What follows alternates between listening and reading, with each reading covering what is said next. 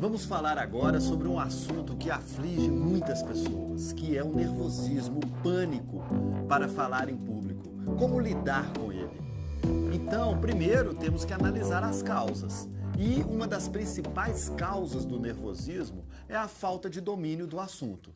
Então, se você não domina um assunto que você vai falar, provavelmente você vai ficar nervoso, ainda mais se você for uma pessoa eticamente responsável. Porque tem comunicadores que não sabem nada de um assunto, vão lá falar só porque é na televisão e falam abobrinha, falam coisas que não convêm, falam mentiras e, bem, tranquilamente, não ficam nervosas. Mas não é o nosso caso, pelo menos não é o meu. Eu sou uma pessoa que me esforço para ser eticamente responsável pelas minhas palavras e falar coisas verdadeiras, que eu acredito que são verdadeiras.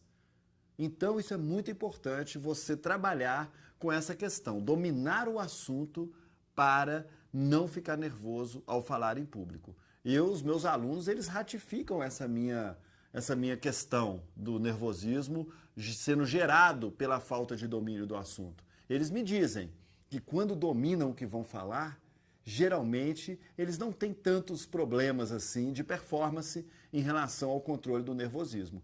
Então é uma grande causa que precisa ser contornada. E eu parto do princípio que você domina o que você vai falar, você é especialista. Aliás, quando a gente vai fazer uma palestra, geralmente a gente é especialista no assunto, ok? Outra causa, o olhar alheio. A pessoa vai olhar para você. Se você ficar imaginando que ela está pensando mal de você, você vai travar. Então, muita atenção a esse detalhe para não ficar imaginando que o outro está pensando mal de você. Geralmente, as pessoas estão nos olhando porque estão acompanhando o nosso raciocínio, porque querem aprender. É lógico que existem vários tipos de público, como nós já vimos. Então, nós estudamos o público que nós vamos falar para ele. E durante esse estudo, nós já nos preparamos para receber aquelas fisionomias. E o público é misto. E você está seguro do que você vai falar, você domina o assunto. Então a pessoa vai te olhar, mas você está seguro. Então deixa olhar. Qual que é o problema? Pode olhar. Então saber lidar com o olhar alheio e não dar asas à imaginação, isso é fundamental para que o nervosismo diminua. Outra causa do nervosismo é a autoimagem. Então, você vai estar com uma roupa boa, adequada à situação. Eu recomendo aos meus alunos e clientes que atendo a estar pelo menos um degrau acima do público em relação ao vestuário. Estão todos com blusa social de botão? Então você vai com blazer. Estão todos com blazer? Você vai com blazer, né, que vamos chamar de terno, e gravata. Você deu um passo a mais. Então fique atento a esse detalhe, porque isso transmite o nosso vestuário, o nosso, entre aspas, uniforme, ele transmite uma imagem e uma percepção. E autoimagem tem a ver também com autoestima. Se você está se sentindo bem consigo mesmo, provavelmente você tem maior chance de ser um bom comunicador. O entusiasmo, não é? A percepção que você tem de si mesmo, trabalhar a sua espiritualidade, tudo isso colabora com a performance sua lá no palco. Outra técnica de oratória, outra causa do nervosismo, o público local. Falar para pessoas que sabem mais que a gente naquele assunto deixa a gente mais nervoso. E o local? Locais chiques, né?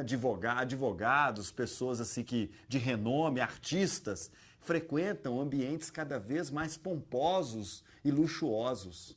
Desta forma, é importante você já ficar atento para saber lidar com isso. E outra coisa, pense o seguinte, se você está falando no local chique, é porque você merece. Pense assim, porque aí você trabalha com uma neurolinguística. O que é neurolinguística? Neuro tem a ver com mente, linguística, linguagem. Então você usa uma linguagem em nível de pensamento que te dá poder, que te dá uma percepção positiva do que está acontecendo naquele auditório em relação a você.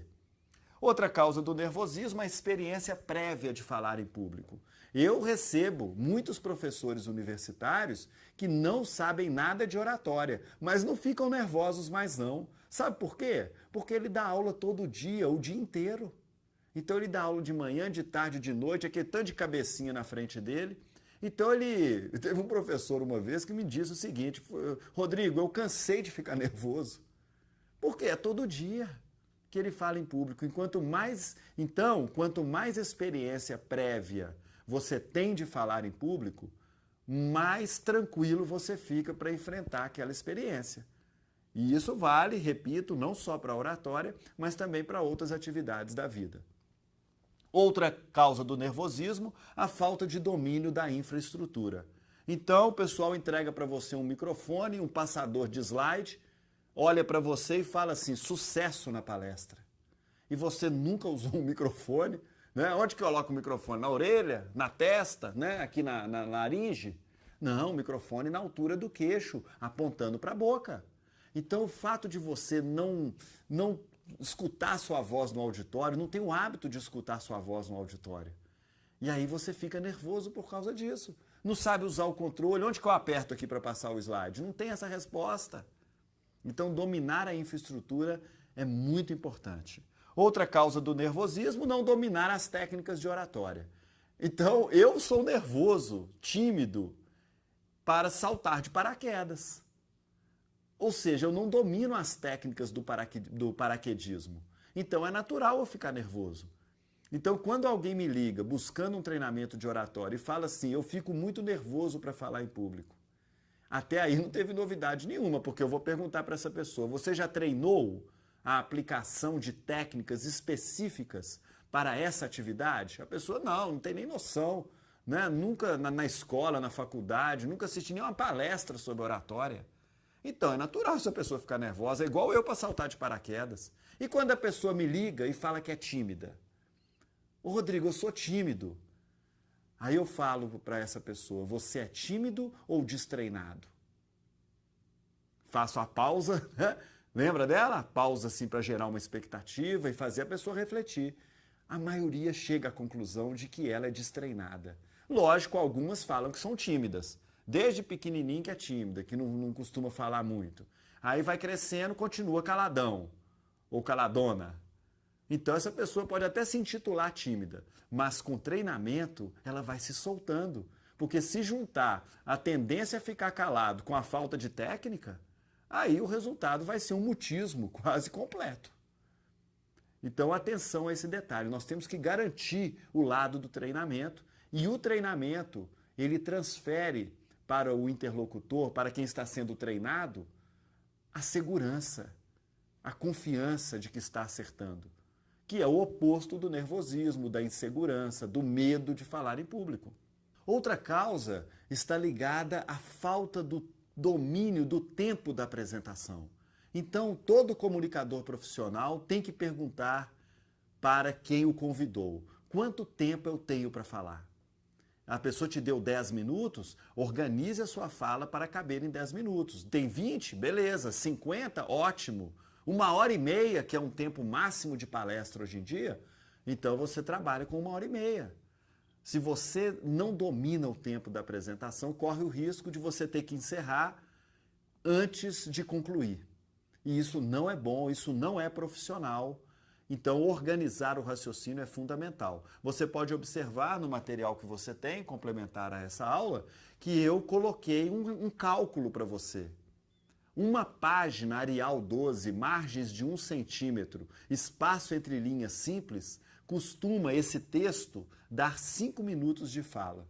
Então, se você organizar o seu raciocínio, não é, escrevendo com essa formatação de página, você garante uma página 5 minutos. Logicamente, você não pode ser gago, né, que demora lá 1 minuto para falar uma palavra, e também não pode ser um locutor de rádio de futebol, que vai falar aquela página ali, a leitura dela, em 30 segundos.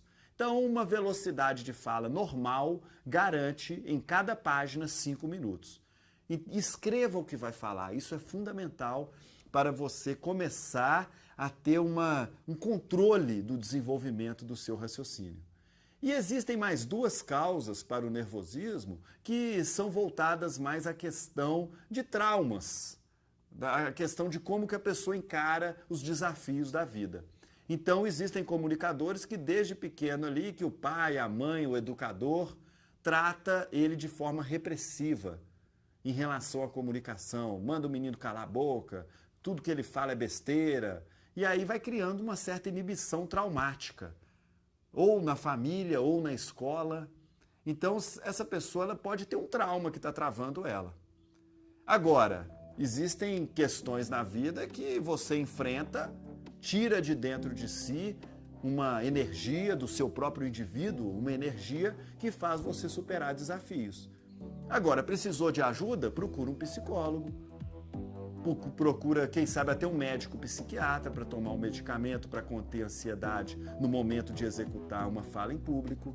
Então, traumas existem. E existem pessoas que resolvem isso sem precisar dessa ajuda, não é? De um terapeuta ou de um médico. Ok? Então, são 10 causas para o nervosismo que você tem que refletir quais delas mais impactam na sua comunicação e começar a trabalhar no sentido de eliminá-las ou de diminuir a repercussão dessas causas na sua performance. Vamos falar agora sobre o gráfico do nervosismo. Observe, 85% dos meus alunos, é uma estatística minha, vivem essa realidade. Começam a apresentação muito nervosos e vão acalmando à medida que a apresentação vai passando. Então o momento mais crítico está no início. Então é importante, eu vou ensinar para você em breve como começar uma apresentação e ter isso muito bem formatado na sua fala, na sua expressão. E 10% dos meus alunos, clientes, ficam nervosos o tempo todo e 5% ficam até mais nervosos. E isso é muito perigoso. Por quê? Porque a pessoa pode a voz, começa até o choro e não conseguir continuar falando. E alguns até desistem. Entrega lá o microfone, o controle. Uma vez eu vivi isso, o palestrante ele realmente abandonou o público. Não é ficar atento a isso, isso tem a ver. Eu estou estudando esse assunto com mais profundidade agora, com neurociência, sistema límbico, córtex pré-frontal. Estude isso depois. Estude neurociência, a neurociência do medo, do pânico. O pânico é tão grande, a falta de treinamento, que o sistema límbico, que é uma região localizada dentro do nosso cérebro, vai fazer a gente fugir, paralisar ou lutar. E alguns paralisam, outros lutam no ato de falar em público e alguns fogem. Então o que nós temos que fazer? Atuar com o córtex pré-frontal, que é uma região do cérebro que nos permite ter uma tomada de decisão mais racional para o que estamos vivendo. E quando tem treinamento, nós atuamos abastecendo esse córtex pré-frontal para inibir o sistema límbico. E aí esses 5% das pessoas passam para os 10%, depois passam para os 85%. Então atenção a esse detalhe. E o nervosismo que aparece antes da apresentação? Ele é igual ao colesterol, tem o bom e o ruim. O nervosismo ruim é o que trava a pessoa. Surgiu a oportunidade dela falar em público, ela simplesmente não aceita, não vai, foge, entrega para outra pessoa. Então o nervosismo está travando ela. E o nervosismo bom é o que se acopla à concentração, que vai te acompanhar durante toda a performance. Nervosismo pode ser seu amigo. Ele tem que ser igual tempero na comida, só uma pitada. Desta forma, você vai ficar muito mais concentrado na execução das técnicas de oratória que eu estou te ensinando do que nervoso. Então, mas tem que ter nervosismo, tem que ter, porque o nervosismo ele vai te dar uma vibração durante a sua performance. E o ponto do nervosismo tem que girar abaixo da linha da concentração. Isso é o fundamental. E oratória é esporte. Então você tem que trabalhar a sua comunicação como se você fosse um atleta da voz, da fala, cuidar disso, da sua psicologia ao enfrentar a situação. Enfim, as considerações finais sobre essa aula do nervosismo mostram claramente que é natural ficar nervoso. O que nós temos que fazer é nos preparar para ele. Em 85% dos casos, o nervosismo diminui à medida que a apresentação passa, então ele vai passar. Outro detalhe, transformar a performance, o nervosismo em performance. Ou seja, você está nervoso, mas você vai ficar atento. Esse nervosismo vai colaborar com a sua performance e com o desenvolvimento da sua apresentação para que você não erre ou erre pouco.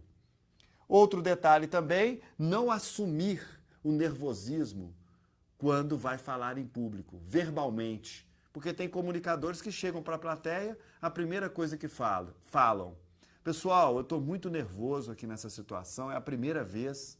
Aí o público já olha para o comunicador com aquela sensação assim, pô, coitado, né? Senta aí um pouquinho, quer um copo d'água com açúcar? Quer que faça um ventinho aí em você para ver se você melhora? Então, não assuma verbalmente que está nervoso. E, por fim, a nossa percepção de nervosismo é sempre maior do que a do público. Então, se você controlar o seu corpo, ninguém vai perceber que você está nervoso. E você também não vai assumir verbalmente. Então, preste atenção nesse detalhe. Eu tenho alunos que falam em público, depois que sentam, assumem que estavam nervosos. O que a gente faz? De forma assim, levando aí no humor, nós chamamos ele de mentiroso. Por quê? Porque eu não vi esse nervosismo todo que ele está falando.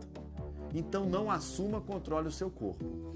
Aprenda então a lidar com o nervosismo. Ele é natural, somos humanos, mas também conseguimos, através do treinamento, lidar com ele de forma profissional.